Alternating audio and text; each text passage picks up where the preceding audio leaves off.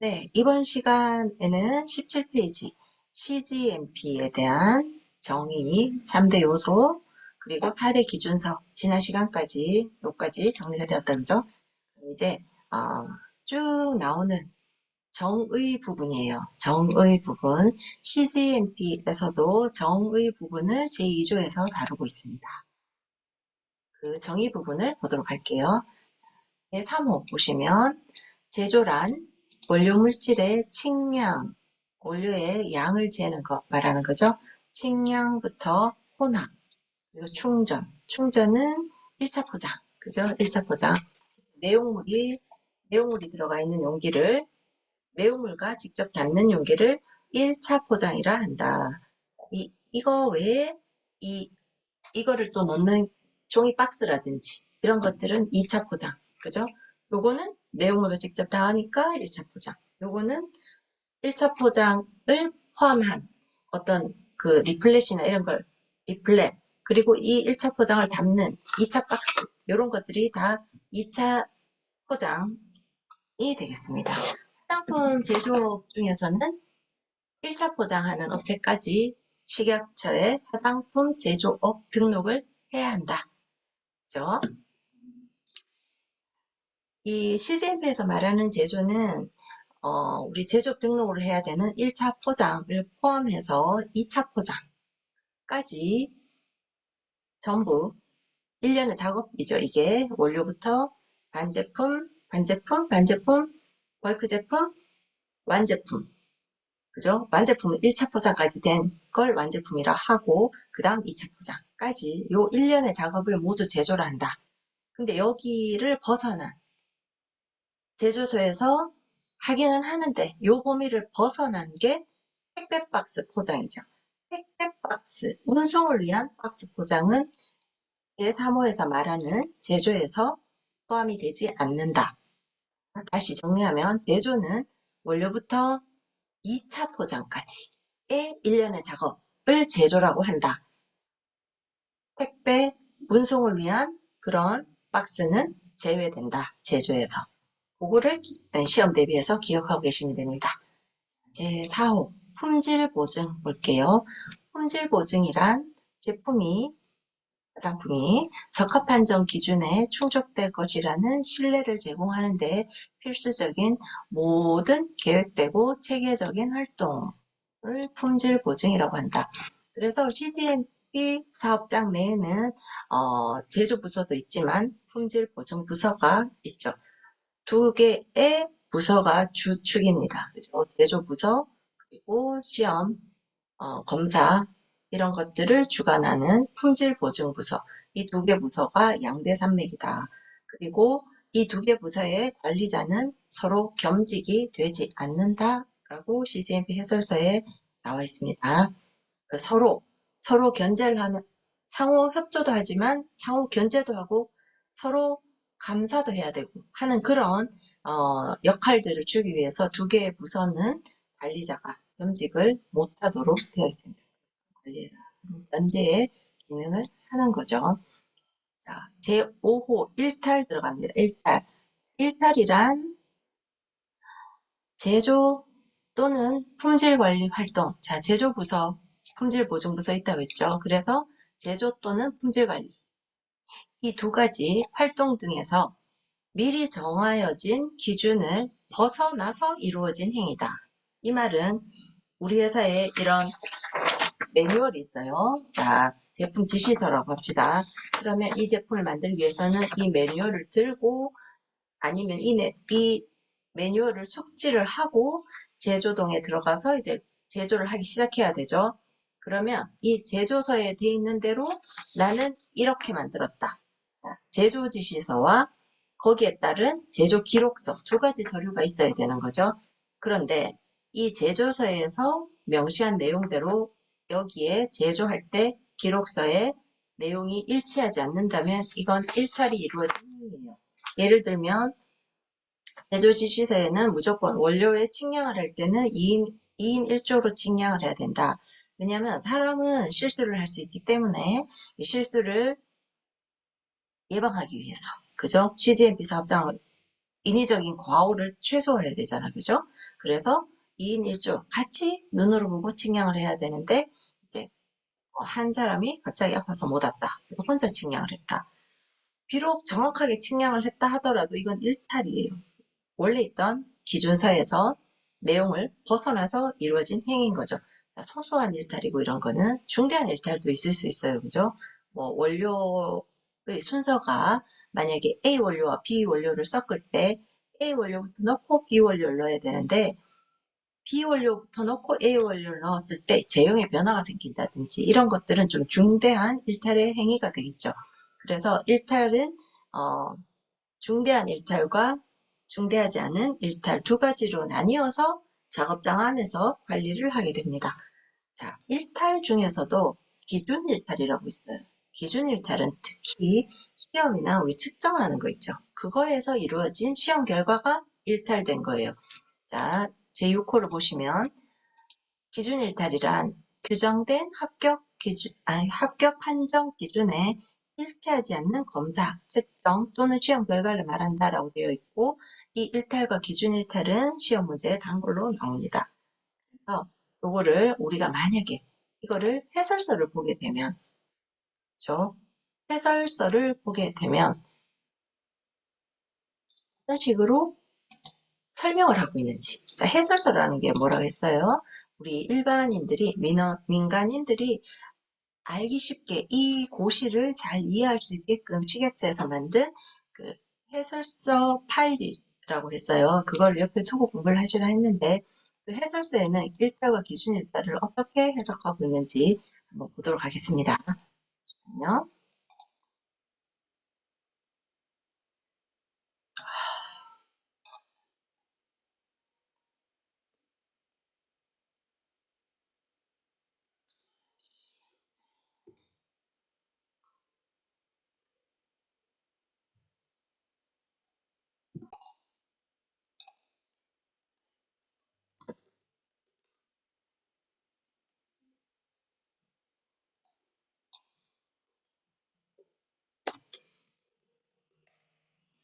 자, 우리 해설서에 들어왔고요. 자,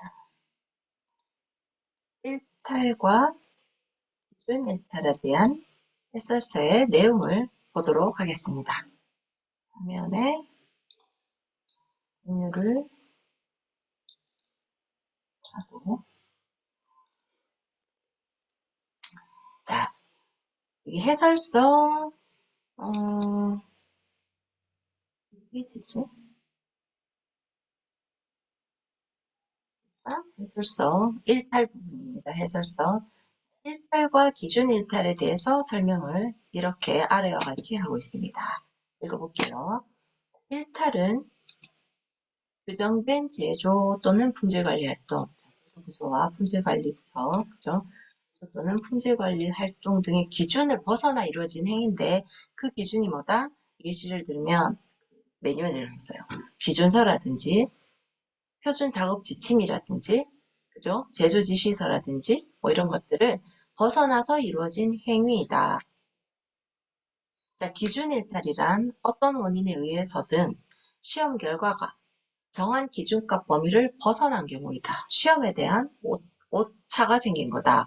기준 일탈은 엄격한 절차를 마련해서 이에 따라 조사하고 문서화하여야 한다. 즉, 일탈과 기준 일탈은 정해진 기준이나 규정된 제조 또는 품질관리 활동을 벗어난 것을 의미하며 업체의 상황에 따라서 혼용 또는 분리해서 사용이 가능하다. 이러한 사항들을 규정하여 필요시 적절한 조치 후 문서화하는 것이 중요하다라고 되어 있고 아직 감이 잘 안 오시죠?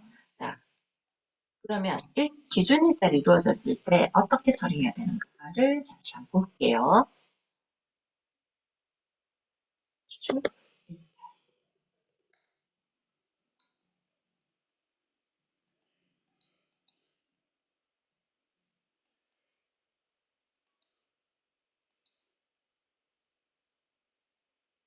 기준 일탈이 된 경우 규정에 따라 책임자에게 보고한 후 조사해야 한다. 자, 이런 것도 시험에서는 조사한 후 책임자에게 보고해야 한다라고 지문이 돼 있으면 틀린 거죠. 일단 기준 일탈이 일단 일어난 것 같습니다라고 일단 보고를 하는 거예요. 그런 다음 뭘 한다? 조사를 다시 해야 돼요. 기준일탈은. 그러니까 자, 기준일탈이 이루어졌다 해서 바로 화장품 내용물을 폐기 처분하는 것이 아니고 기준일탈이 어떤 일탈의 범위 중에 속하기 때문에 일탈되면 무조건 폐기 처리하는 게 아니고 기준일탈을 처리할 때는 기준일탈이 왜 일어났는지 여기에 대한 조사를 재조사를 먼저 하는 거예요. 한 다음 정말로 이것이 일탈이다라고 다시 확인이 되면 그때 이제 폐기 조치하든 아니 원료면 반품 조치를 하든 아니면 적절하게 재사용할 수 있겠다 판단하면 재사용 절차에 따라서 사용해도 되고 뭐 이렇게 결과가 세 가지 정도로 나뉘어지거든요. 중요한 건 책임자에게 보고한 후 조사를 시작해야 되고 조사를 한 번 더 한 다음 정말로 기준 일탈이다 확신이 들면 그때 폐기나 반품이나 재사용을 한다. 이게 시험 문제 잘 나오거든요. 자, 또 설명이 어디 돼 있을 건데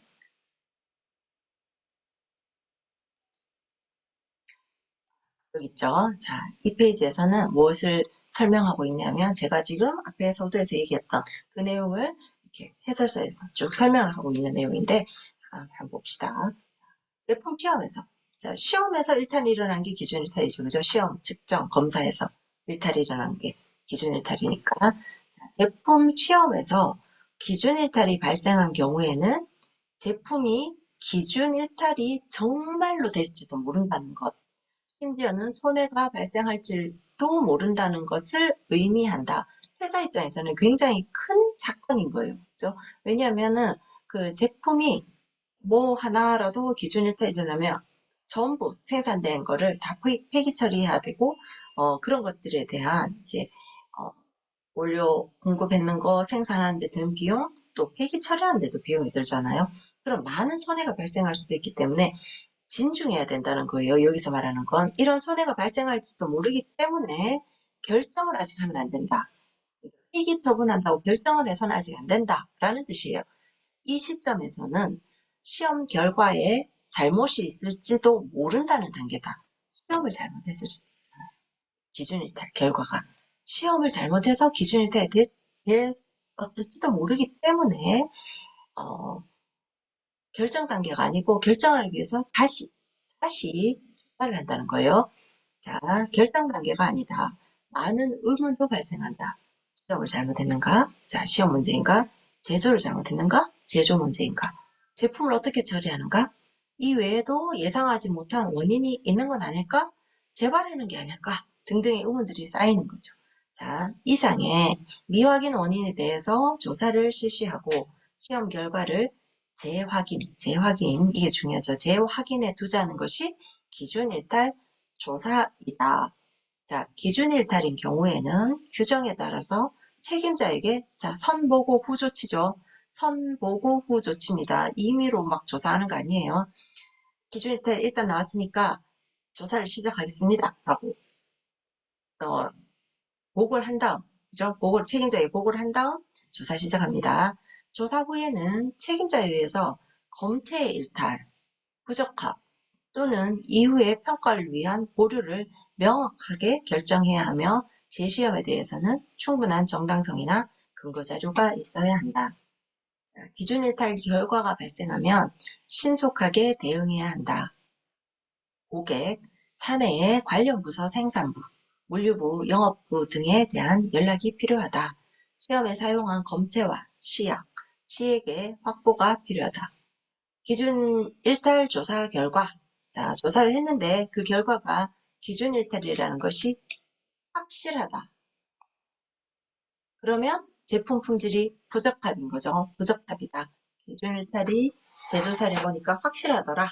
그러면 일단은 부적합이고 이 제품의 부적합이 확정이 되면 우선 해당 제품에 뭘 해야 돼요? 제일 먼저 격리 조치를 하기 위해서 부적합 라벨을 부착해야 돼요. 그죠?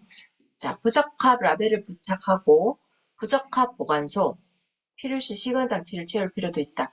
필요시라고 되어 있는데 보통 부적합 보관소는 시건장치가 거의 현장에서는 원칙이죠. 자, 이렇게 막 마음대로 쓰면 안 되니까 부적합. 부적합 보관소에 격리 보관한다. 그리고 부적합의 원인 조사를 시작한다. 제조 단계, 공매 원료의 문제, 혹여 중간에 오염이 있었나, 설비가 문제가 있나 등 종합적인 원인을 조사한다. 그 조사 결과를 근거로 부적합품의 처리 방법, 자, 부적합품을 폐기하느냐, 재작업하느냐, 반품하느냐를 결정하고 시행한다. 재작업해서 제품으로 되돌리기 위해서는 그 나름의 타당한 이유가 필요하다. 이 모든 걸 문서를 남겨야 돼요. 자, 위탁 제조품이며, 자, 위탁 제조는 우리 공장에서 만든 게 아니에요. 어떤 다른 공장의 공정 일부를 위수탁 계약을 해서 다른 공장에서 만들었단 말이지. 그 위탁 제조품의 문제인지, 특수한 경우에는 위탁 제조품인 경우 반품도 고려할 수 있다.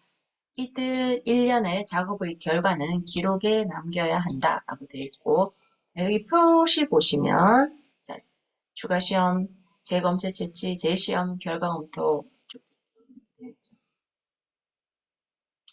이런 식으로 기준 일탈에 대한 내용을 설명하고 있는데, 시험에 잘 나오는 부분은 이 절차 순서에 대한 거예요. 절차 순서 찾아볼게요.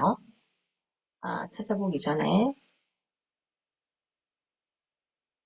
이걸 한번 더 볼게요. 기준 일탈 제품이 발생했을 때는 미리 정한 절차를 따라, 자, 기준 일탈이 발생했을 때 우리 회사는 어떻게 한다라고 문서가 있겠죠. 원래 매뉴얼이 있어야 돼요. 그러면 그 매뉴얼에 대해서 이제 절차대로 따라서 확실히 처리를 하고 실시한 내용을 모두 문서에 남긴다. 자, 기준 일탈이 된 완제품 또는 벌크 제품은, 자, 뒤에 보세요. 재작업 할 수 있다, 없다? 할 수 있다. 기준 일탈이 됐어도 재작업 할 수 있는 게 있다. 재작업이란 배치 전체 또는 일부의 추가 처리를 좀 하면 이 부적합품이 적합품으로 다시 바뀔 수가 있는 거예요. 자, 기준 일탈이 만약에 예를 들어 볼게요. 보존제 양이 시험 결과 원래 여기는 페녹시에탄올 1%를 넣는다고 되어 있는데 1%가 아니야. 페녹시에탄올이 만약에 한 0.5%밖에 안 들어갔다 하면 0.5%를 더 추가하면 1%가 되니까 재작업을 해서 부적합품을 완제품으로 만들 수 있겠죠. 그렇게 기준 일탈이 됐다고 해서 재작업을 전혀 못하고 반품 처리하는 폐기 처분하는 게 아니고 재작업을 할 수 있다는 걸 여기서 설명을 하는 거예요. 재작업이란 배치 전체 또는 일부의 추가 처리를 해서 부적합품을 적합품으로 다시 가공하는 일이다. 기준 일탈 제품은 폐기 처리하는 것이 가장 바람직하긴 하나 폐기하면 큰 손해가 되므로 재작업을 고려하게 된다. 이게 현실이라는 거죠. 그러나 일단 부적합 제품의 재작업을 쉽게 허락할 수는 없다. 당연한 거겠죠. 먼저 권한 소유자에 의한 원인 조사가 필요하다. 권한 소유자는 부적합 제품의 제조 책임자라고 할 수 있다. 그 다음 재작업을 해도 제품 품질에 악영향을 미칠지 않을 것이라는 것을 예측해야 한다. 자, 기준 일탈 제품의 처리를 다음에 제시하였다 해서 이 표가 있어요. 이 표가 시험 문제에 잘 나온다. 어떻게? 순서대로 나열하시오. 이렇게 나온다. 자, 108페이지에 기준 일탈 제품의 처리는 이렇게 접어 놓으세요. 접어 놓으시고 중요한 부분이니까 자주 보셨으면 좋겠어요. 표를 보면 자, 일단 시험 검사 측정에서 자, 일탈이 나온 건 기준 일탈이다. 기준 일탈 결과가 나왔어요. 그러면 이제 기준 일탈을 조사해야 된다 했죠. 자, 조사하기 전에 어떻게 한다? 책임자에게 선보고 후조사, 그죠? 보고를 한 다음 조사를 시작해요. 했더니 시험 검사 측정이 틀림없어를 확인하는 거예요. 확인해. 그래서 기준 일탈이 확실하구나 이제 결론을 내리고 이제 그럼 기준 일탈을 원래 매뉴얼대로 처리를 해야 되겠죠. 자, 관련 부서에 다 연락을 하고 일단 기준 일탈 제품에 불합격 라벨을 첨부한다. 그 다음 격리 보관을 한다. 보관소에 격리 보관을 한 다음 이제 폐기를 할 것인지 재작업을 할 것인지 반품을 할 것인지 결정을 한다. 만약에 재작업을 하게 되면 재작업 실시 결정은 누가 한다? 품질 보증 책임자가 한다. 재작업 실시 결정 뿐만 아니라 시장 출하에 대한 승인도 품질 보증 책임자가 해요. 자, 우리 여긴 제조업소죠. 지금 CGMP는 제조업소에 대해서 다루고 있단 말이에요.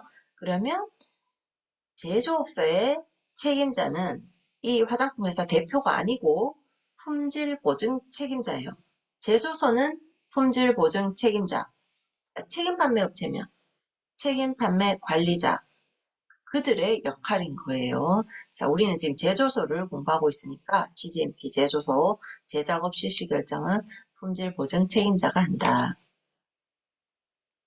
제작업을 한 다음 제작업품 합격 결정을 한다. 또 누가 해요?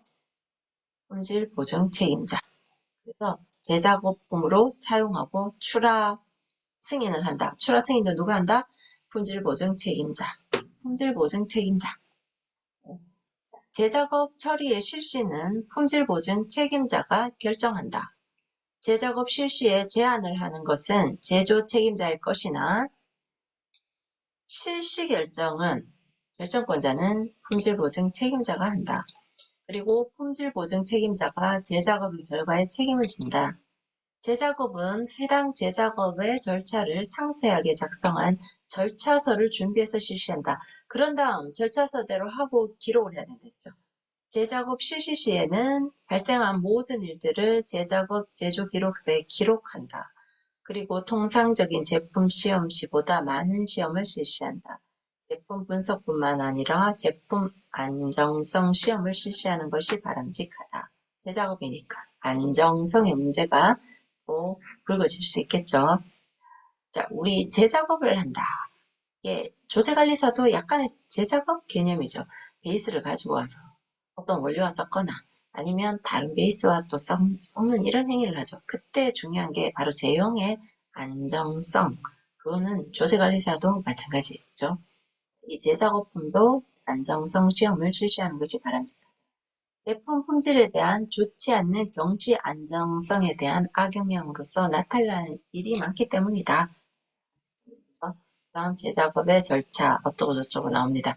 요거는 해설서 따로 여러분들 쭉 소설책 읽듯이 재미없는 소설책이지만 쭉 읽어 나가시다 보면 제가 지금 이렇게 말로 한 표현들이 글로 다 적혀져 있고 우리 수업 시간에 다 하지 못하는 그 많은 내용을 이 해설서에서 이야기를 하고 있기 때문에 여러분들은 자, 유통화장품 안전관리 과목의 객관식 문제 선을 정확하게 체킹해서 잘 맞으시려면, 점수를 잘 받으시려면 이런 해설서를 읽고 기본적인 개념이 머릿속에 있어야 돼요.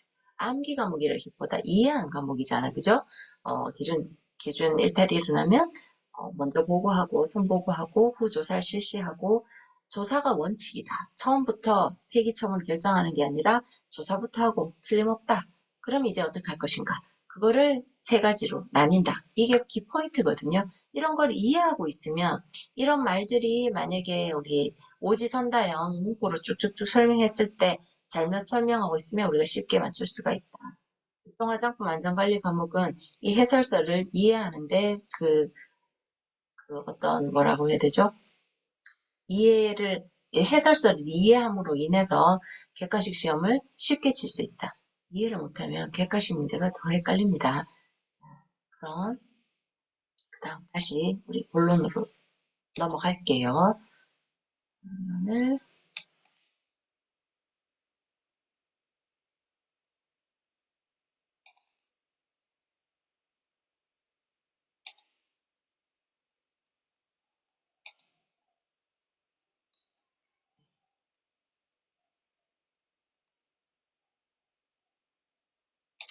하면 다시 우리 요점 노트 18페이지 제5호와 제6호 이것을 설명하기 위해서 우리 해설서로 넘어갔다 왔습니다. 그 다음 제7호 볼게요. 원료란 헐크 제품의 제조에 투입하거나 포함되는 물질을 원료라고 한다. 자, 원자재란 원료와 자재다. 불만이란 제품이 규정된 적합한정 기준을 충족시키지 못한다고 주장하는 외부 정보, 즉 사용자의 클레임이다. 불만. 자, 제10호 회수. 자, 판매한 제품 가운데서 품질 결함이나 안전성 문제 등으로 나타난 제품 번호의 제품, 제조 번호의 제품, 필요시 여타 제조 번호를 포함해서 모두 제조소로 거둬들이는 활동을 말한다. 제가 지금 이 리스트를 만약에 썼는데 이거를 씀으로 인해서 갑자기 얼굴이 붉어지고 막 부스럼이 생기고 벌건 홍반이 일어나고 막 이렇게 됐다. 뭔가 따갑다. 이걸 뿌리자마자 그러면 내가 이거를 이렇게 이 판매한 분에게 이렇게 크레임을 걸 수 있죠. 불만은 왜 이렇게 저하고 안 맞죠? 이렇게 되면 이제 그 크레임이 책판 업체를 통해서 식약처에 보고가 돼요. 그러면 이제 식약처에서 이 제품에 대해서 내가 사용한 이 제품의 제조 번호를 다시 검사를 해보는 거예요. 자, 제조 번호를 검사하려면 어떻게 해야 된다? 판매장에도 이 제조 번호가 똑같은 게 있을 수 있고 또 이걸 만든 책임 판매업자, 의뢰해서 만든 책임 판매업자나 제조업자들은 제조소에 갖추어져 있는 화장품, 완제품 보관소가 있다고 했죠. 거기서 이 제품 검사를 하는데 똑같은 제조번호, 뒤에 이렇게 보통 뒤에 이렇게 찍혀 있죠. 제조번호와 사용기한이 찍혀 있죠. 이 회사에 이 제조번호 제품을 검사를 하는 거예요. 해서 문제가 생겼다. 그러면 이거를 다 회수 조치를 하는 거죠. 성원국에 깔린 이 제품을 회수 조치를 다 해야 되는 거죠. 판매한 제품 중에 품질이 결함이 발생했다. 안전성에 문제가 있다. 이걸 썼더니 피부가 뒤집어졌다. 그런 사람이 한둘이 아니다. 전반적으로 회수 조치돼야 되는 제품이다. 이렇게 되면 이제 다 걷어들이는 행위를 회수라고 한다. 자, 이 회수도 등급이 있어요. 가나 다 등급이 있는데 가 등급은 원료를 잘못 썼을 때 제일 큰 등급이에요. 그러니까 사용금지 원료를 썼다. 가 등급이에요. 그리고 사용 제한 원료인데 사용 제한 원료는 그 기준을 지켜서 써야 되죠. 아까 페녹시에탄올 같은 경우 그죠? 페녹시에탄올 1%를 쓰라고 되어 있어요. 만약에 10%를 썼다. 뭐 이런 식으로. 막 그러면 그래서 문제가 발생했다. 이러면 그게 보존제 문제일 수가 있잖아요. 그죠? 그런 것들은 이제 가 등급이에요. 그리고 나 등급 같은 경우에는 안전과 관련된 내용물이에요. 내용물. 안전용기 포장을 사용 안 했다든지 아니면 그 유통 화장품, 유통되고 있는 화장품 내용물에 어떤 안 나와야 되는 성분이라든지 나오긴 나오는데 기준을 정해놓은 성분들 있죠. 막 cadmium, 수은 등등등 우리 유통 화장품의 안전관리 기준 수업을 할 때 자세하게 할 건데 그렇게 내용물, 사용되고 있는 내용물에 어떤 기준이 맞지 않을 때는 나 등급에 해당이 돼요. 그래서 가 등급, 나 등급, 그리고 나머지는 뭐 다 등급. 이렇게 크게, 나 등급 중에 또 하나 더 있습니다. 요즘 새로 생긴 등급인데, 새로 생긴 나 등급에 추가된 건데, 왜 이런 거 있잖아요. 과일이나 먹는 거를 연상하게 만드는 색깔, 모양, 향, 이런 화장품들은 어린이들이 잘못해서 먹을 수 있기 때문에 이런 식품으로 오인할, 그러니까 식품이다라고 착각할 수 있는 그런 화장품 용기를 썼다든지, 화장품 향을 썼다든지, 그죠? 그러면 나 등급에 해당이 돼요. 옛날에 먹지 마세요, 피부 양보하세요라는 그 브랜드가 있었듯이 정말 그거는 먹음직스럽게 생긴 화장품 용기에 화장품의 그 과일 향이란 이런 게 있었단 말이죠. 그게 벌써 어, 탄생을 해서 그게 굉장히 중국에도 많이 팔렸고 그래서 중국에 그 브랜드 짝퉁이 굉장히 많았어요. 이게 벌써 한 20년쯤 됐을 겁니다. 그때 유행했지만 지금은 어린이나 영유아의 안전성을 강조하는 화장품법이 계속 개정이 되면서 이제 식품으로 오인할 가능성이 있는 그런 화장품 용기나 향, 색깔 등은 쓰지 못하도록 돼 있어요. 자, 이게 바나나예요. 그죠? 이게 로션일까?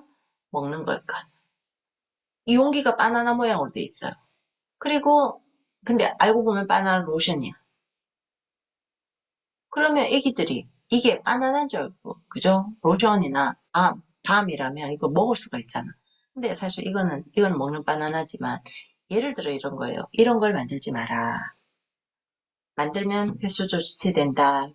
그런 법이 가장 최근에 새로 또 만들어진 게 있습니다.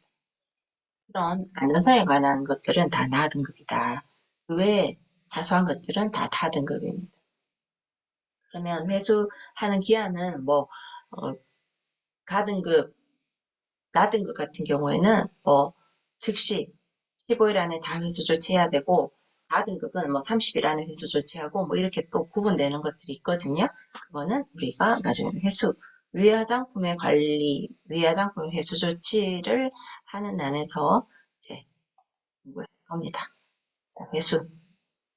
그 다음 제11호 오염. 오염이란 제품에서 화학적, 물리적, 미생물학적 문제 또는 이들이 조합되어 나타내는 바람직하지 않는 문제 발생을 오염이라 한다. 제12호 청소. 청소란 화학적인 방법, 기계적인 방법, 온도, 적용 시간과 이러한 복합된 요인에 의해 청정도를 유지하고 일반적으로 표면에서 눈에 보이는 먼지를 분리, 제거하여 외관을 유지하는 모든 작업을 청소라고 한다. 청소란 하고 뒤에 읽으니까 이해가 쉽죠. 근데 청소를 블랭크 해놓고 뭐 뒤에 설명했다. 앞에 블랭크를 채워라 이러면 헷갈릴 수도 있습니다. 선뜻 기억이 안 날 수도 있어요. 자, 먼지 제거하고 외관 유지하는 모든 작업을 뭐라 하느냐. 관료돼 있으면 여러분 청소.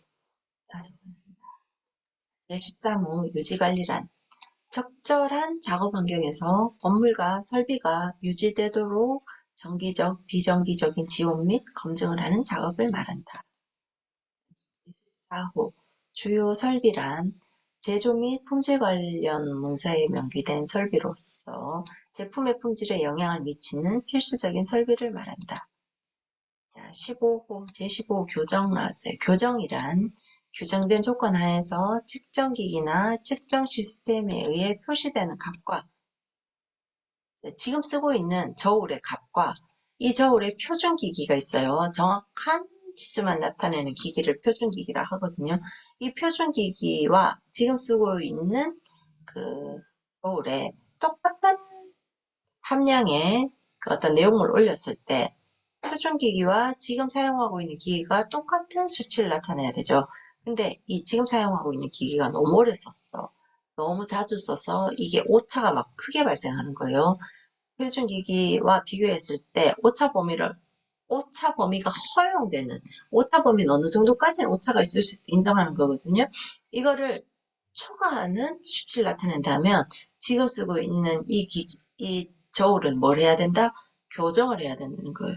제15요 교정을 해야 된다. 사람도 교정하잖아, 그죠? 나쁜 짓을 하면 교정기관에 들어갑니다. 교정기관에서 근무하는 공무원을 교정공무원이라고 하고, 교정하는 곳은 우리가 일명 얘기하는 감옥이죠. 감옥, 교도소. 교도소를 교정기관이라고 하죠.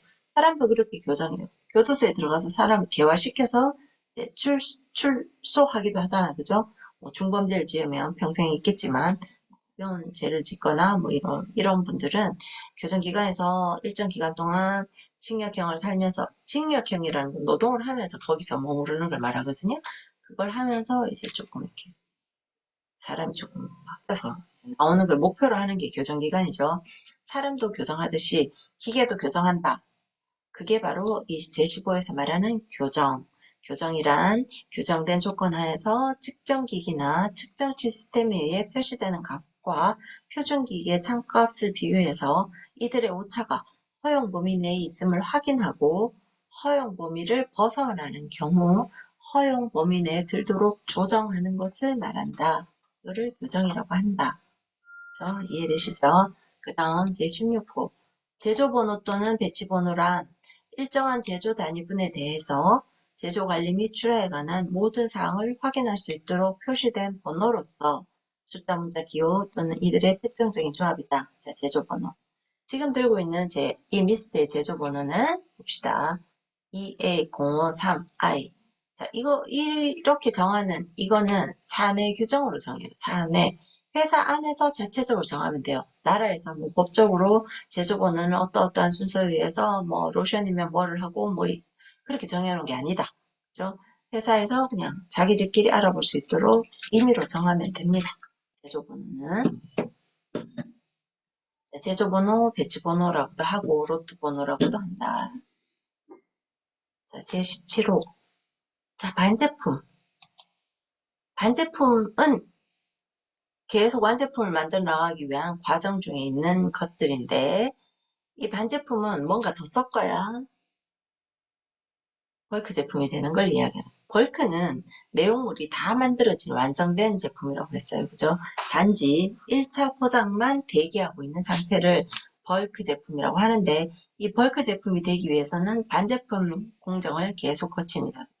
반제품이 공정을 거칠 때마다 어떤 원료들이 추가가 되고 또 이 반제품이 또 다른 원료가 추가가 돼서 결국 다 원료가 추가가 된 게 벌크 제품이라고 했고 이 벌크 제품이 되려면 필요한 공정을 더 거쳐야 하는 제품이다. 그것이 무엇이냐라고 하면 반제품이라고 표현해야 된다. 반제품이라고 답지에 적어야 된다. 반제품. 그 다음 벌크 제품. 그 다음 벌크 제품을 일일이 개별 용기에 포장하면 이 포장된 이 제품은 완제품. 반제품, 벌크 제품, 완제품 순서. 반제품. 제18호 벌크 제품. 자, 벌크 제품이란 충전 이전에 제조 단계까지 끝낸 제품. 완성된 내용물을 이야기합니다. 벌크 제품은 완성된 내용물을 이야기한다. 제19호 제조 단위 또는 배치란 하나의 공정이나 일련의 공정으로 제조되어 균질성을 갖는 화장품의 일정한 분량을 제조 단위 또는 배치라고 한다. 자, 반대품 나왔네요. 제25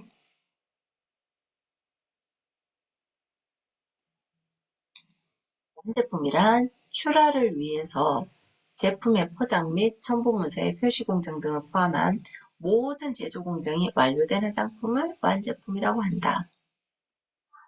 자, 제작업이란 제21호 봅니다. 제작업이란 적합 판정 기준을 벗어난 완제품, 벌크 제품 또는 반제품을 재처리하여 품질이 적합한 범위에 들어오도록 하는 작업을 제작업이라고 한다.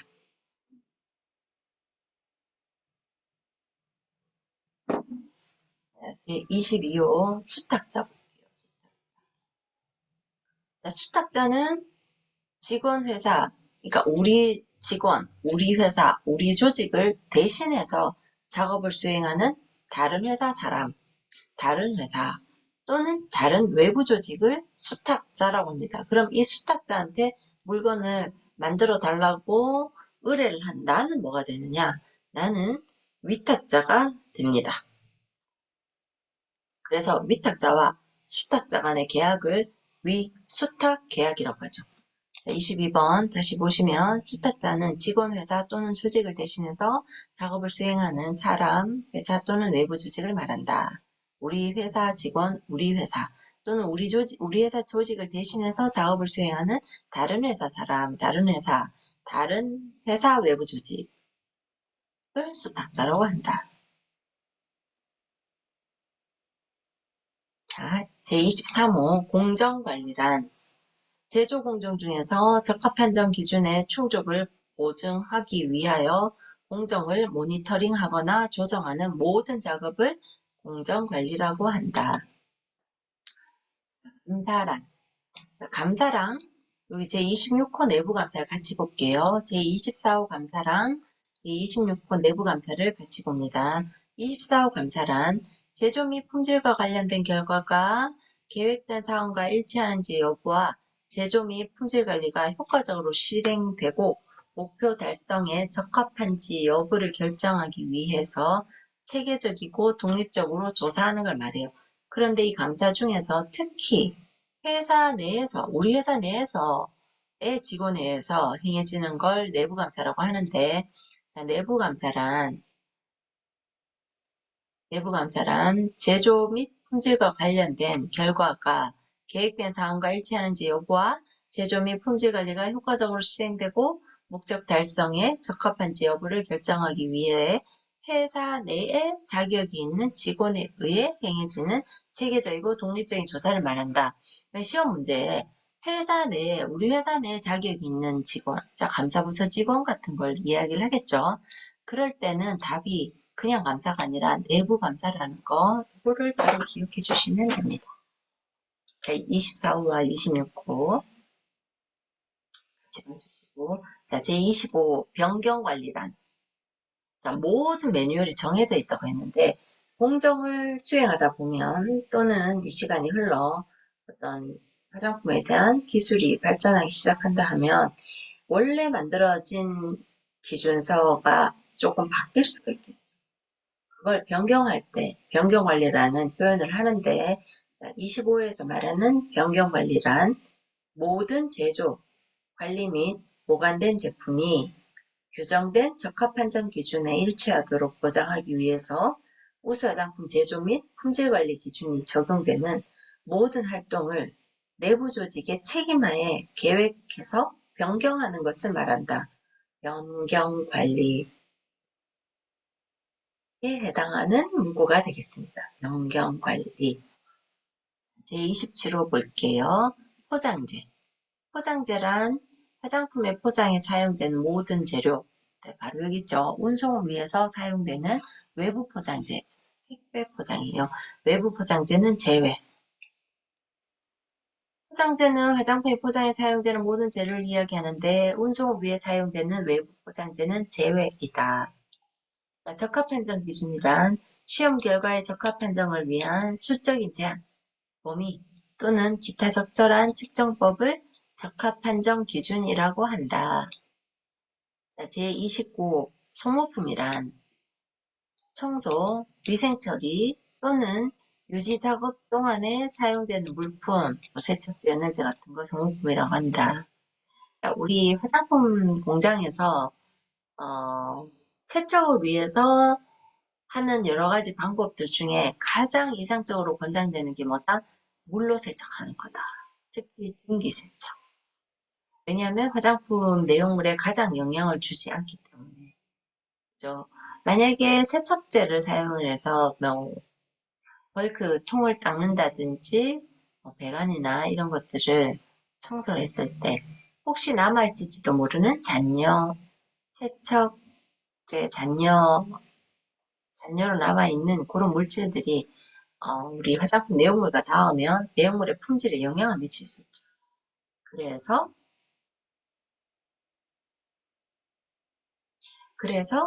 그 세척제를 권장하기보다는 물로 증기로 세척하는 것을 권장을 하고 있습니다.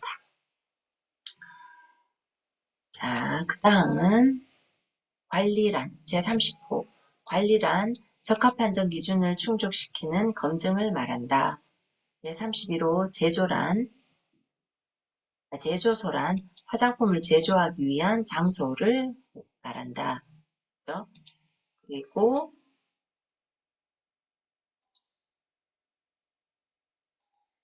그리고 제32호 건물이란 제품, 원료 및 포장재의 수령, 보관, 제조, 관리 및 출하를 위해 사용되는 물리적 장소, 건축물 및 보조 건축물을 말한다. 자, 제33호 위생관리란 내상물의 표면에 있는 바람직하지 못한 미생물 등 오염물을 감소시키기 위해서 시행되는 작업을 위생관리라고 한다. 출하, 시험 문제 나온 적 있어요. 출하란 주문 준비와 관련된 일련의 작업과 운송수단에 적지 않은 활동으로 제조소 외로 제품을 내보내는 거죠. 운반하는 것. 그것을 출하라고 한다. 34호 출하이 맞습니다.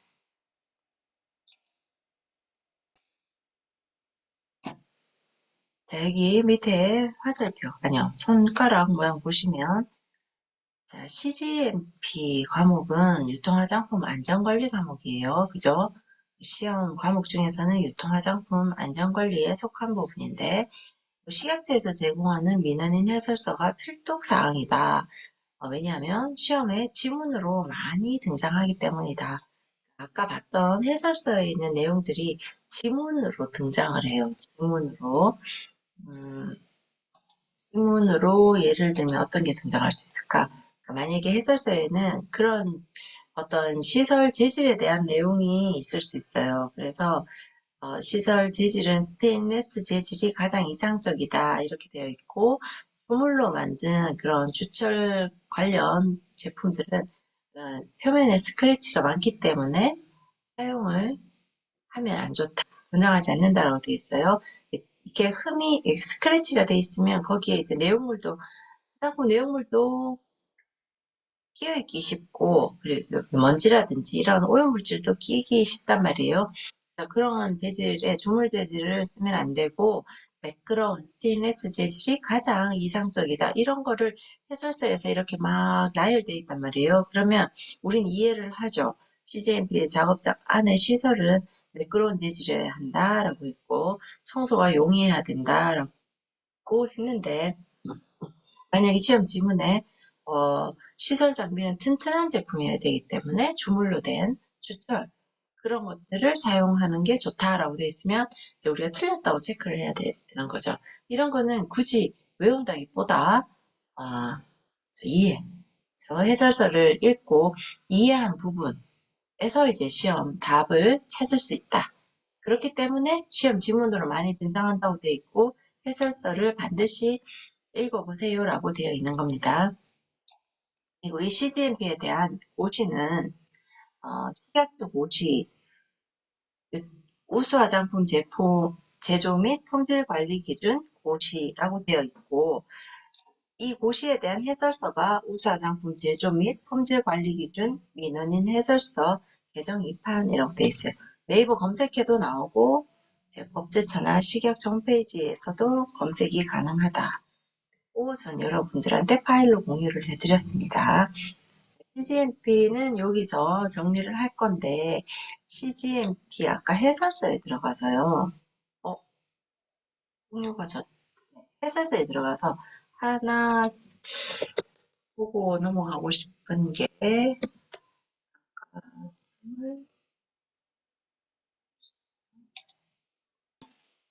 우리 해설서로 들어와서 아까 말했던 위수탁 계약을 할 때 위탁업체와 수탁업체에 관한 내용을 한번 보도록 하겠습니다. 자, 위수탁 절차는 아래 표에 있는데 자, 위수탁 제조는 수탁업체 평가. 자, 내가 수탁업체 물건을 맡기거나 시험 검사를 대신해 주세요라고 이렇게 의뢰를 하잖아요. 그럴 때는 그 수탁을 받는 업체가 적정한 업체인지 평가하는 단계가 필요하겠죠. 그래서 수탁업체를 평가한 다음 위탁업자가 기술을 확립하고 그죠? 위탁업자가 기술을 확립한 다음에 계약 체결을 한다.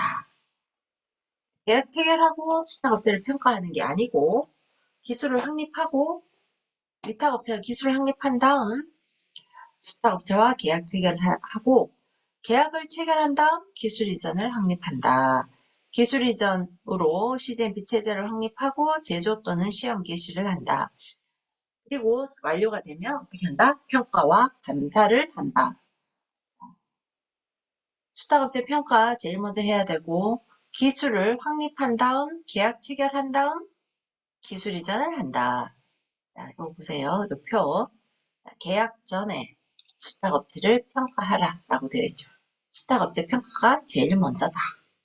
그 다음 위탁업체에 의한 공정을 확립한다. 자, 우리 기술을 확립한다는 거죠. 위탁업체가. 자, 그런 다음 이제 계약을 체결해요. 그 다음 계약 체결했으니까 기술 이전을 하고 자, 그 다음은 위수탁업체에 의한 CGMP 체제를 확립한 다음 제조나 시험을 개시한다. 개시하고 끝나면 위탁업체에 의한 수탁업체 평가를 감사를 한다. 그리고 제조 공정 중에도 수시로 감사를 하거나 관리를 하는 게 위탁업자의 책임 사항입니다. 계약 전 수탁업체 평가. 위탁업체는 수탁업체를 선정할 때 수탁업체가 해당 화장품을 수탁 제조하는데 적합한지 계약 수행 능력을 평가하고 그리고 이 수행하는데 필요한 시설을 갖추고 있는지 본다. 그죠? 이렇게 해서 평가한 다음 위수탁 체제를 확립한 다음 위수탁 계약을 하고 이제 공정을 이전한다. 일탈관리 아까 바꿔오죠. 일탈관리 넘어가고 불만 처리 뭐 상식적이니까 넘어가고요. 제품 회수 자, 변경관리 나왔어요. 변경관리 아까 정의에서 얘기할 때 제품의 품질에 영향을 미치는 원자재, 제조공정 등을 변경할 경우에는 이를 문서화하고 또 여기 나왔어요. 품질 보증 책임자 여기 품질 보증 책임자가 관로가 될 수 있어요. 관로. 그러니까 품질 보증 책임자에 의해 승인된 후 수행하여야 한다. 자, 변경관리의 정의. 변경관리는 화장품 제조의 항상성을 유지하고 같은 품질의 제품을 계속 제조하기 위한 필수 작업이며 변경사항은 조직적이고 예측적 방식으로 생산 공정 활동을 변경하는 것을 말한다. 자, 변경의 예시를 볼게요. 우리는 예시를 봐야 이해를 한다. 이해가 쉽게 된다. 자, 변경의 예시입니다. 제조용 교반 장치를 전과 같은 것으로 갱신하는 것. 요거 변경이죠. 그리고 교반 장치의 모터를 강력한 것으로 교환한다. 요것도 변경에 해당이 된다. 포장기의 속도를 분당 30개에서 분당 60개로 변경하는 정도도 변경에 해당이 된다. 제조 설비의 세정 방법을 물 세정에서 증기 세정으로 변경한다. 업그레이드된 세정 방법이죠. 그리고 주요 원료의 공급업자를 A사에서 B사로 변경한다. 그런 건 요거 다 변경의 예시고 마지막에 보면 배합 처방을 조금 변경한다 라고 되어 있어요. 자, 레시피다. 그래서 레시피를 조금 변경하는 건 변경의 예시다. 그럼 레시피를 전부 변경하는 거. 전부 변경하는 거는 신설이죠. 개정이에요. 개정. 새로, 제정이에요. 새로 만드는 걸 이야기하는 거죠. 자, 배합 처방을 조금 변경하는 건 변경의 예시다. 다음 중 변경의 예시에 해당되지 않는 것은 이런 게 쭉쭉쭉 나오는데 배합 처방을 변경한다. 이렇게 나오면 틀린 거다. 조금 변경해야 변경에 해당이 된다. 그죠? 아니면 신설이에요. 신설. 자, 어떠한 변경 사항이든 모든 수준에서 계획되고 조직되며 통제될 필요가 있다. 네.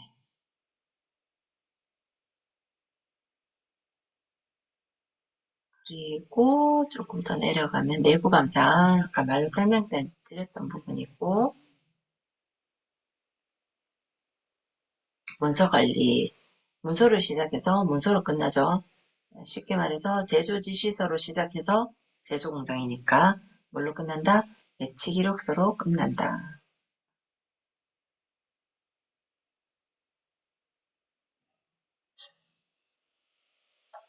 완성 및 감분. 자, 이 CGMP 작업장은 우대 조치를 받아요. 그래서 이제 식약처에서 주기적으로 수시검사, 수거검사 같은 거 하는 거에서 예외가 됩니다.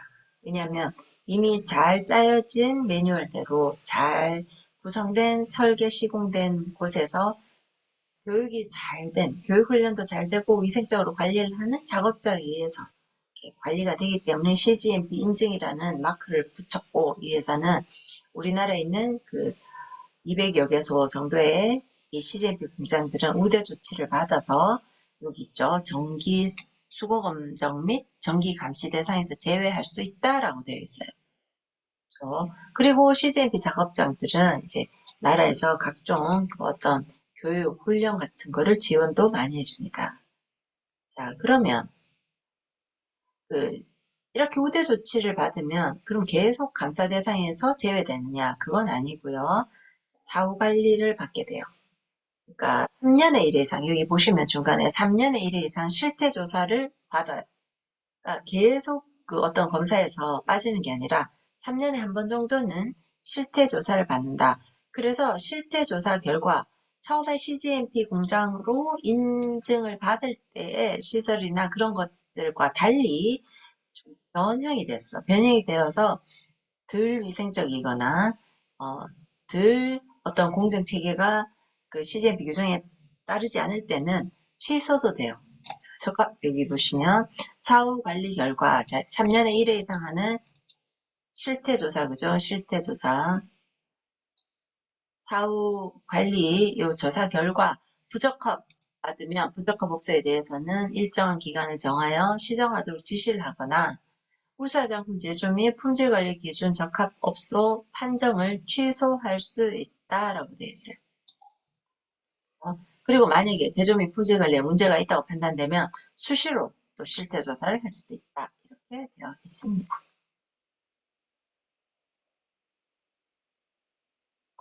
뒤에는 CGMP에 대한 질의응답, 자주 묻는 질문들이 쭉 붙어 있죠. 보시면 되고,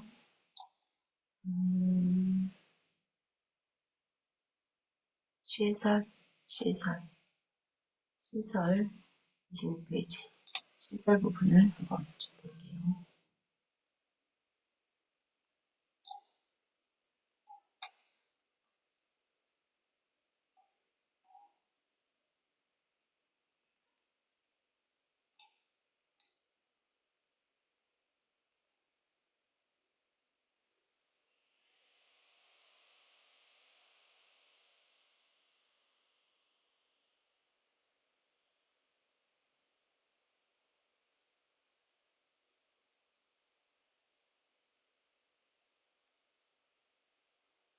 바닥벽 천장이 일시 보시면 라운드 형태로 되어서 각이 진 곳은 틈에 먼지가 끼기 쉬운 거를 라운드 형태로 둥글려서 처리한다. 이 CGMP 공장의 기본이죠. 천장벽 바닥이 접하는 부분은 틈이 없어야 하고 먼지 등 이물질이 쌓이지 않도록 둥글게 처리되어야 한다. CGMP에서는 환기가 잘 되고 청결할 것이라고 하고 있으나 공기 조절 없이 밀폐된 실내에서 화장품 제조하는 불가능하기 때문에 뭐가 있어야 된다? 4대 공기 조화 장치가 있어야 된다. 자, 문을 열어서 환기하는 게 아니에요. CGMP 공장은. 자, 문을 열면 밖에 있는 어떤 해충들이 공장으로 들어오기가 쉽죠.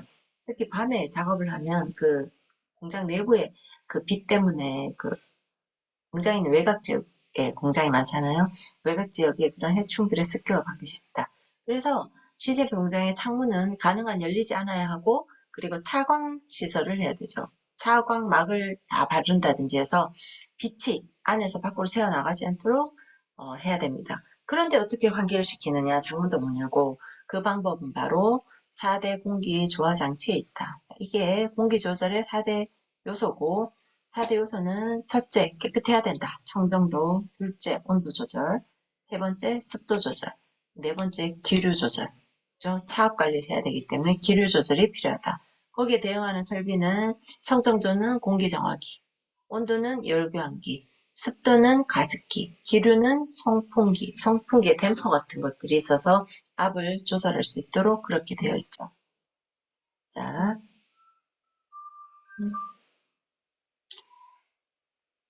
자, 필터, 차압. 이거 여러분들 쭉 읽어보시다가 이해 안 되시는 부분 있으면 언제든 연락을 주시기 바랍니다. 꼭 적으세요. 자, 여기 보시면 빛이 밖으로 새어나가지 않게 한다 되어 있죠?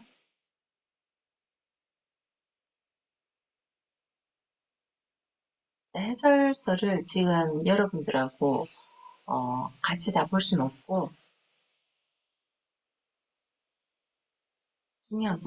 중요한 부분을 쭉 훑고 있는데 자, 여기 보시면 물 또는 증기만으로 세척할 수 있으면 가장 좋다 되어 있어요. 물 또는 증기만으로 세척할 수 있으면 가장 좋다. 자, 세제를 사용한 설비 세척은 권장하지 않는다. 그 이유는 설비 내벽에 세제 찌꺼기가 남기 쉽다. 잔존한 세척제는 우리 화장품 내용물에 악영향을 미친다. 그리고 세제가 잔존하고 있지 않는 것을 설명하기에 고도의 화학 분석이 필요한데 이게 좀 어렵다. 그죠? 린스 판정법 이런 게 있는데 그런 게 우리가 항상 하기 어렵다. 자, 설비 세척의 원칙. 첫 번째, 위험성이 없는 용제로 세척하는데 여튼 물이 최적이다. 두 번째, 가능한 세제를 사용하지 않는다. 증기 세척이 좋은 방법이다. 증기는 아무래도 고온으로 인해서 이렇게 어떤 세척 효과가 물로만 그냥 씻는 것보다는 훨씬 좋은 효과를 낼 수 있겠죠. 브러쉬 등으로 문질러 지우는 것을 고려한다. 분해할 수 있는 설비는 분해해서 세척한다. 세척 후에는 반드시 판정한다. 유관 판정, 닦아내기 판정, 린스 세척법, 린스 정량법 이런 게 있어요. 그게 판정이다. 그러니까 좀 세, 세척을 할 때 육안으로 보는 거 그리고 하얀 수건이나 까만 수건으로 이렇게 닦아서 혹시 남은 게 없나 보는 거 이런 거 그죠? 닦아내기 판정이라고 하고 린스 정량법이라는 거를 쓰기도 합니다. 자, 세척 후에는 반드시 판정을 한다라고 되어 있죠. 판정 방법으로는 유관 판정, 닦아내기 판정, 린스 정량이 있다. 선순위도 1순위다. 이 순서대로래. 유관 판정이 제일 중요하고 그다음 닦아내기 판정. 근데 닦아내기 판정으로 판정을 할 수 없으면 린스 정량까지 한다. 린스 정량은 상대적으로 복잡하다. 그죠? 그래서 이걸 매번 할 수는 없다. 그 말입니다. 그래서 아무래도 물로 특히 증기 세척을 하면 제일 좋다. 자, 설비, 탱크, 맞습니다. 재질. 제품에 해로운 영향을 미쳐서는 안 된다. 제품과 반응하는 재질이면 또 안 된다. 자, 보면 대부분 원료와 포뮬레이션에 대해서는 스테인리스 스틸이 선호된다. 일반적으로. 스테인리스 재질. 여기 보시면 주형 물질. 그죠? 주형 물질은 화장품에 추천되지 않는다. 모든 용접과 결합은 가능한 매끄럽고 평면해야 한다. 주형 물질. 주물로 찍어내는 거 있죠. 겉면이 스크래치가 많은 거 이런 것들은 권장되지 않는다. 쭉 읽어보셔야 됩니다. 이 부분들 쭉 한번 읽어보시기 바랍니다. 네. 그러면 다시 본론으로 돌아가도록 할게요. 이제 CGMP 정의 부분이 끝났어요. 정의 부분 끝나고 나중에 CGMP에 대한 내용을 조금 더 다룰 거고 그다음 이제 들어가는 부분은 인체 세포 조직 배양액에 대한 안전 기준에 관한 내용입니다. 자, 우리 화장품 줄기세포. 정말로 줄기세포 자체를 쓰느냐? 그것이 아니다.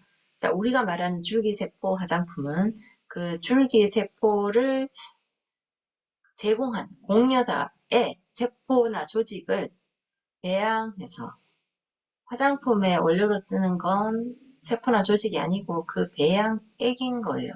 그 배양액에도 안전기준을 정해서 나라에서 식약처에서 고시로 정하고 있다. 거기에 고시에 있는 정의를 볼게요.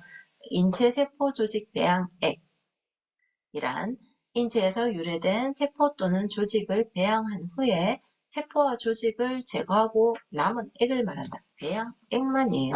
자, 그 다음 두 번째, 공여자란. 배양액에 사용되는 세포 또는 조직을 제공하는 사람을 말한다. 누군가 제공해야 되겠죠. 자, 공여자 적격성 검사란 공여자에 대해서 문진, 검사 등에 의한 진단을 실시하고 해당 공여자가 세포 배양액에 사용되는 세포 또는 조직을 제공하는 것에 대해서 적격성이 있는지를 판정하는 것을 말한다라고 되어 있고 세포 또는 조직을 제공하는 자가 적격성이 없다면 그러니까 만약에 마약 중독자라든지 어떤 질환이 있다든지 그러면 이제 우리는 그 사람을 공여자로 쓸 수가 없겠죠. 그래서 공여자 적격성 검사를 해야 된다. 그리고 윈도우 피리어드, 선생님 기억하셔야 돼요. 윈도우 피리어드. 아직 그 어떤 공여자의 감염이 돼 있는 상황인데 감염 초기에 우리 세균, 진균, 바이러스 및 그 항원 항체 유전자들을 검출할 수 없는 기간이 있어요. 자, 우리 코로나에 걸렸을 때 코로나가 바로 증상이 나타나지 않았었죠. 코로나 기간에는 잠복기가 있었단 말이죠. 윈도우 피리어드도 이 잠복기예요. 그래서 윈도우 피리어드 기간이 지나야 이분이 정말 적격하다라는 걸 판단할 수 있는 거예요. 자, 제4항 윈도우 피리어드를 보면 자 동그라미 4는 어떻게 읽는다 해서 법에서는 항으로 읽는다 했다 그랬죠. 자, 제4항 윈도우 피리어드란 감염 초기에 세균, 진균, 바이러스 및 그 항원 항체 유전자 등을 검출할 수 없는 기간을 말한다. 이게 뭐라고요? 윈도우 피리어드. 잠복기간. 윈도우 피리어드. 상정 등급이란 부유입자 및 미생물이 유입되거나 잔류하는 것을 통제해서 일정 수준 이하로 유지하도록 관리하는 구역에 관리 수준을 정한 등급을 말한다 라고 되어 있습니다. 자, 이제 정의 부분 파트, 우리 주관식을 대비한 정의 부분 파트, 진도를 나갔습니다. 자, 이제 제2장에 들어와서, 요점 노트 제2장에 들어와서, 이제 필수 암기 내용. 첫 번째, 화장품 유형부터 보도록 하겠습니다. 자, 화장품에는 나이가 세 가지 종류가 나온다고 했어요. 지금 만이라는 이 단어는 이제 쓰지 않는 걸로 우리가 이해를 하고 공부를 하도록 할게요. 나이가 없어졌으니까, 그죠? 3세 이하는 화장품에서 영유아예요. 영유아. 3세 이하 영유아. 4세부터 13세까지는 어린이. 그죠? 어린이. 그리고 5세 미만. 5세 미만 어린이들이 쉽게 열 수 없도록 만드는 안전용기 포장에 그 어린이는 5세 미만이에요. 그죠? 그 행안부 쪽에서 나온 나이라서 이 안전성에 관한 거는 모든 제품, 그러니까 식품, 의약품, 뭐 이런 것, 약품들도 다 5세 미만 어린이들 안전용기 포장하도록 돼 있죠. 그거를 화장품법에 끌어오다 보니까 화장품 용기도 안전용기 대상, 그, 나이가 만 5세라고 표현이 되는 거고, 원래 화장품법에는 이하, 이상, 이렇게 표현하고 있는데, 다른 법에서 가져오다 보니, 5세 미만이라고 표현하고 있는 그 나이가 있다. 그래서 3세 이하, 4세부터 14세까지 어린이, 그리고 5세 미만 어린이, 안전용기 포장 대상 어린이. 그렇게 세 가지 나이를 기억을 하셔야 됩니다. 그 다음, 목욕용 제품류 볼게요. 3세 이하 영유아용 제품류는 앞에 영유아가 붙는 모든 제품들 다 얘기해요. 샴푸, 린스, 로션, 크림, 이런 것들. 밑에 어른들 용은 다 구분이 돼 있죠. 두발용 화장품, 그죠? 기초 화장품류, 이렇게, 인체세정용, 이렇게 다 이렇게 나뉘어져 있는데, 영유아용은 그냥 과목에 다 같이 섞여 있어요. 근데 앞에 다 영유아용만 붙었죠. 영유아용, 그죠? 어린이용 따로 없어요. 어린이용은 따로 없다. 그러면 우리가 4세부터 14세까지 어린이라고 표현하는 이 어린이는 뭐냐? 라고 물으신다면, 그거는 화장품법에서 안전성에 대해서 다룰 때 나이를 기준으로 잡는 거예요. 화장품 유형으로 나뉘는 게 아니라 안전성에 대해서. 그러니까 13세 이하 어린이들이 쓸 수 있는 화장품은 어린이용 화장품이고, 어린이용 화장품은 안전성 자료를 회사 내에 보관하고 식약처에서 언제든 요구하면 줄 수 있는 그런 자료를 구비해야 되고, 또 어린이용 화장품은 13세 이하 어린이들 쓸 수 있는 화장품은 어떤 보존제를 쓸 수 없다라는 걸 명기하기 위해서, 그때 나이를 표현하기 위해서 어린이용이라는 단어를 써야 되고, 그런 거예요. 어린이용 화장품은 쓸 수 없는 보존제, 쓸 수 없는 그 색소, 이런 것들이 따로 정해져 있거든요. 그리고 어린이용 화장품은 사실 우리 시중에 온 가족용 이렇게 나오는 건 다 어린이용이라고 볼 수 있거든요. 그러면 그럴 때는 뭐 보존제가 뭘 쓰면 그 보존제 함량까지 기재해야 된다. 이런 것들이 화장품법에서 안정성 때문에 고려할 때 어린이용 나이를 사용해야 되기 때문에 나이가 그렇게 구분이 된다. 그런데 화장품 유형에서는 어린이용 제품류라고는 따로 없다. 그렇게 하시면 되겠습니다. 어린이용이 아니라 3세 이하 영유아용 제품류만 화장품 유형에 따로 독립적으로 쓰이고 있다. 자, 목욕용 제품류를 볼게요. 자, 목욕용 제품류는 밑에 다목의 인체세정용 제품류와 구분이 돼야 되는데, 자, 둘 다 씻는 거예요. 씻어내는 거. 근데 목욕용 제품류는 여러분들이 그냥 그 욕조 안에 흩뿌리는 거. 목욕용 오일, 목욕용 정제, 목욕용 캡슐, 목욕용 소금류, 그리고 버블베스, 그죠? 목욕제에 뿌리는 거잖아요. 그런 것들은 목욕용 제품류고, 인체세정용 제품류는 그거에 거품을 내서 씻어내는 제품들. 자, 폼 클렌저, 바디 클렌저, 자, 비누, 액체 비누, 그리고 화장 비누. 자, 앞에 액체 비누는 바디워시라면 뒤에 화장 비누는 고체 형태의 세안 비누다. 그 다음 외음부 세정제. 그리고 물휴지. 물휴지는 이렇게 닦아내는 얼굴 클렌징 티슈라고 보셔야 돼요. 식당에 가서 주는 물휴지는 여기 물휴지에 해당이 되지 않습니다. 인체 세정용 제품류를 보면 폼 클렌저, 바디 클렌저, 액체 비누와 바디 클렌저가 어떻게 다른지 모르겠지만 여튼 바디 클렌저, 액체 비누. 그리고 왜 이렇게 영어와 한글이 혼용이 되어 있을까요? 그죠? 정리가 좀 돼야 될 것 같습니다. 액체 비누, 바디워시죠. 그 다음에 화장 비누, 고체 형태의 세안용 비누다. 그래서 비누 중에서 세안 비누 말고 그죠? 만약에 설거지 비누, 우리 회사의 주력 상품 설거지 비누는 화장품이 아니에요. 그죠? 자, 설거지 비누는 위생용품에 들어갑니다. 위생용품. 관련하는 기관도 틀려요. 이거는 관공서 중에서도 식약처가, 식약처에 보고하는 건 있지만, 실제적으로 업 등록을 하고 관리를 받는 곳은 구청단입니다. 대구 같은 경우에 구청단이에요.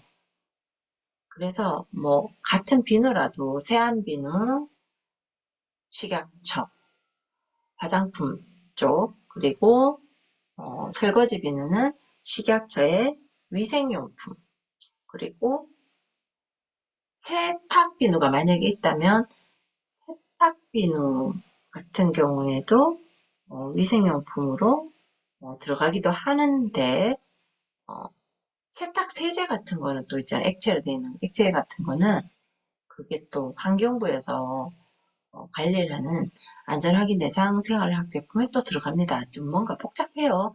근데 제가 이렇게 장황하게 이야기하는 건 여러분들 여기서 말하는 화장비누는 세안비누를 이야기한다. 고체 형태의 고체 비누, 세안용, 그러니까 설거지용이나 세탁용이 아니다. 그죠? 설거지용이나 세탁용은 화장품이 아니다. 그것을 말씀드리고 싶은 거죠. 자, 그 다음 5번째 외음부 세정제가 있다. 자, 외음부 세정제 옆에 관로 부분이 2년 전까지는 없었어요. 근데 이게 생겼어요. 자, 실내에 사용하지 않도록 할 것이라고 생겼어요. 자, 요즘 실내에 삽입하는 세정제들은 많습니다. 한때 붐이죠, 지금. 옛날에 질경에서 질정을 안에 넣도록 공부하기도 했었어요. 근데 질 내에 넣는 건 화장품의 영역이 아니에요.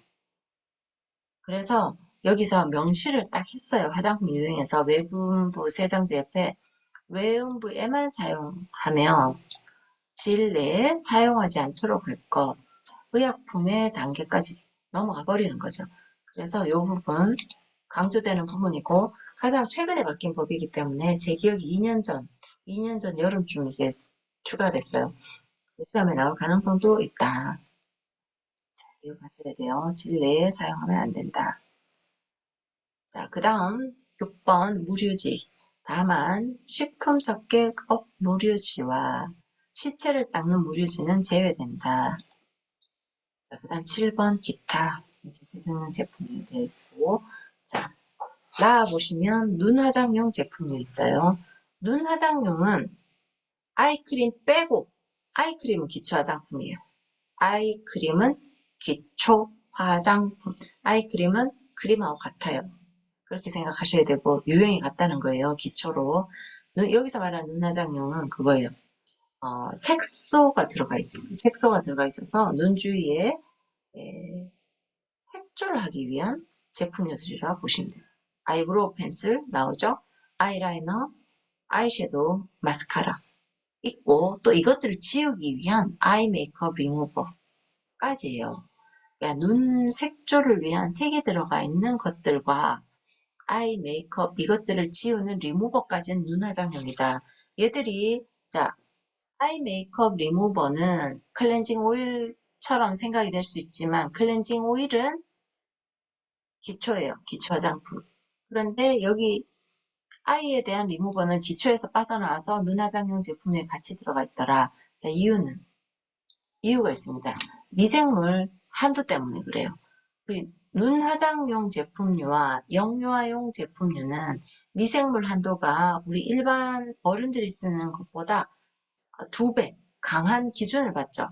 그러니까 g당 1000개가 원래 기준인데 일반 보통 모든 화장품은 1000개 이상 나오면 안 돼요. 1000개까지만 적어도 성장하도록 보존제가 잘 배합돼 있어야 되죠. 근데 눈화장용이랑 영유아용은 500개라고 있어요. 2분의 1이죠. 그만큼 2배 강화됐다는 뜻이죠. 그래서 눈 주위에 바르는 이런 색조, 그리고 이것들을 지우기 위해서도 또 눈 주위에 쓰는 아이 메이크업 리무버는 눈 화장용 제품류에 들어와 있기 때문에 미생물 기준을 2배로 강화받는다라고 생각하시면 돼요. 왜 아이크림이 여기서 빠졌는지 이해가 되시죠? 그 다음 방향용 제품류 해서 지금 분말향이나 향락 이렇게 분말향, 그죠? 차고 있는 향주머니, 향낭 이런 것들은 몸에 직접 문지르지 않고 몸에 직접 뿌리지 않고 그냥 차고 있었어요. 이것들은 다 생활학 제품, 환경부 생활학 제품 넘어가요. 우리 주변에 방향제 이런 거 다 생활학 제품이거든요. 화장품이 아니에요. 화장품은 몸에 직접 사용해야 화장품이에요. 그래서 방향제, 향초, 그리고 분말향, 향락 이런 거 다 환경부의 안전확인 대상 생활화학 제품으로 따로 분류가 되고 우리 화장품의 방향용 제품으로 남은 건 향수와 코롱 2가지밖에 없습니다. 기억을 하십시오. 그 다음 두발. 두발에는 2가지가 있죠. 아와 아. 두발 염색용 뭐 말씀 안 드려도 염색용 제품이죠. 다 바에 해당이 되고 아는 두발용 제품류에서 샴푸, 린스 같은 것들이에요. 그죠? 샴푸, 린스. 그리고 염색이 아닌 퍼머넌트 웨이브 헤어 스트레이너, 흑채. 흑채 가장 최근에 들어왔죠. 2019년 12월 31일 날 두발용 제품이 들어왔습니다.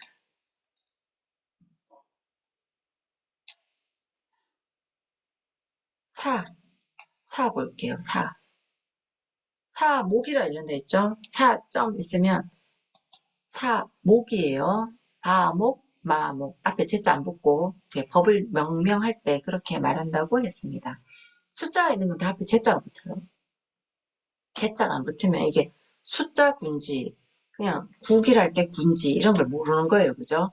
그래서 숫자 앞에는 제1호, 제1항, 제1조 이렇게 앞에 제자를 붙이고 이렇게 한글로 가나다라마 이렇게 적혀 있는 거는 제자 안 붙이고 마, 목, 바, 목, 사, 목 이렇게 있습니다. 그러면 사목의 색조 화장용 제품류를 보면 자, 올렌지, 페이스 파우더, 리퀴드 크림, 케이크 파운데이션, 메이크업 베이스, 메이크업 픽서티브. 자, 올레 하는 거랑 입술에 하는 거는 미생물 기준이 같아요. 그래서 눈화장용 색조는 눈화장용으로 따로 있고 눈화장용을 제외한 볼과 입술에 관한 색조는 색조 화장용에 같이 묶여 있다. 근데 여기서 주의할 건 파우더 중에서 페이스 파우더 있어요. 페이스 파우더. 페이스 얼굴에 하는 파우더는 색조 화장용 제품이에요. 우리 어머니들이 옛날에 많이 썼어요. 우리 할머니들 분칠, 그죠? 근데 애기들 엉덩이에 파우더 칠하는 거 있죠. 그 물집 생기지 말고 여기 이런데 땀띠 생기지 말고 이렇게 접히는 부분. 애기들은 팔이 통통하잖아요. 통통하면 사이에 접힌다고. 그럼 여기에 이제 짓무르지 말라고 팡팡 치는 파우더도 있어요. 이 파우더는 기초 화장용에 들어가고 파우더. 페이스에 팡팡팡 치는 건 예쁘라고 치니까 페이스 파우더예요. 색조 화장용에 들어간다. 구분하셔야 됩니다. 색조 화장용에 베이스 파우더가 들어간다. 자, 그럼 두발용 넘어가고 손발톱용 제품류 해서 손발톱용 베이스, 언더, 네일, 폴리시 에나멜, 탑코트 뭐 이런 것들 네일에 관한 것들이죠. 그런데 그 꼭 손발톱용 제품류 같은데 손발의 각질을 연화시키는 그 우레아가 들어가 있는 그런 제품들이 있어요. 그것들은 손발톱용이 아니고 기초에 들어갑니다. 기초. 우레아가 들어가 있는 연화 제품 있죠. 그거는 기초에 들어가 있겠죠. 자, 면도용 넘어갈게요. 면도용은 간단하니까 넘어가고 기초제 화장용 제품에 들어오면 자, 수렴 화장수, 유연 화장수, 영양 화장수, 마사지 크림, 에센스 오일, 파우더. 자, 여기 파우더 있죠? 엉덩이 팡팡 파우더는 기초에 들어간다 했어요. 파우더, 바디 제품, 팩, 마스크. 자, 눈 주위 제품. 이게 뭘까요? 아까 눈 화장용은 색조예요. 색조 말고 눈 주위 제품 뭐다? 아이크림. 그래서 아이크림은 눈 주위 제품으로서 그죠? 화장용에 들어간다. 좀 많이 헷갈리는 부분입니다. 유형이. 뭐 시험 문제 이렇게 나오니까 자 다음에 기초 화장용 제품류가 아닌 것을 모두 고르시오. 그래가지고 뭐 여기 뭐 눈주위 제품 보면 눈화장인가 싶어가지고 오답으로 체크하는데 알고 보면 눈주위 제품은 기초 화장용에 맞거든요. 그런데 뭐 여기 뭐 기초 화장용 제품류에 해당되지 않는 것은 해가지고 뭐가 있으면 이렇게 샴푸가 있다든지 그죠? 그리고 네일 크림이 있다든지 네일 크림 네일 붙으면 다 손발 통용 제품이에요. 그죠? 그런 것들 다 골라내는 문제들이 나오니까 헷갈리는 부분들을 잘 파악하 기초 화장용 제품이 해가지고 만약 페이스 파우더가 여기 들어가 있다 하면 페이스 파우더는 아까 색조였죠. 그래서 그것도 틀린 거. 뭐 이런 식으로 골라내야 된다는 거죠. 그리고 이 파우더가 다음 중 색조 화장용 제품에 해당하지 않는 것은 해서 페이스 파우더면 색조 화장용에 해당이 되는데 그냥 파우더로만 돼 있으면 아닌 거지 이거는 그죠? 아닌 거죠. 뭐가 아니다고? 색조가 아니라고. 그냥 파우더는 애기 엉덩이 팡팡을 생각하셔야 돼요. 기초 화장용에 들어가 있다. 클렌징 워터, 클렌징 오일, 화장을 지우는 이런 워터, 오일, 로션, 클렌징 크림 같은 경우는 아까 인체 세정용이 아니죠. 인체 세정용은 거품이 나야 된다 했어요. 폼 클렌징, 그죠? 폼 클렌징, 바디 클렌저 이런 거. 오일이나 크림, 로션, 클렌징류는 기초에 들어간다. 자, 채취 방지용 제품류는 화장품에 데오도란트 딱 하나 있습니다. 그죠? 데오도란트. 그리고 채모 제거용 제품류에는 화학적 제모제인 제모제, 기능성 화장품이죠. 그리고 털을 그냥 붙여서 뽑아내 버리는 제모 왁스가 두 종류가 있다.